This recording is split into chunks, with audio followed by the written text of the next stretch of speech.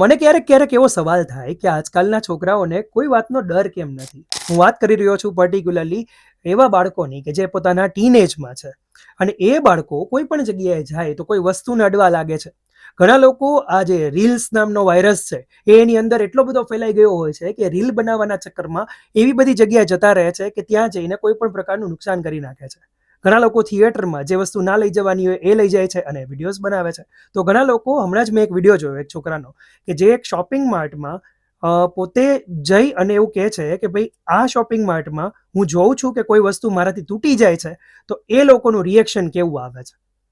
મને એ દિવસો યાદ આવે કે જ્યારે આપણે બધા નાના હતા, આપણે, તમને બધાને ખબર હશે કે જ્યારે મમ્મી પપ્પાની સાથે કોઈ પણ દુકાને જતા, કોઈ મહેમાનને ત્યાં જતા, મતલબ કે કોઈ રિલેટિવ્સને ત્યાં જતા અથવા તો કોઈ મહેમાન આપણા ઘરે આવે ત્યારે આપણે કોઈ વસ્તુને અડતા પણ નહીં. કારણ કે આપણા પેરેન્ટ્સે આપણને કેળવણી એવી આપી હતી, સંસ્કાર એવા આપેલા હતા કે કોઈ વસ્તુને ટચ નહીં કરવાની કોઈ પણ દુકાનમાં જાઓ.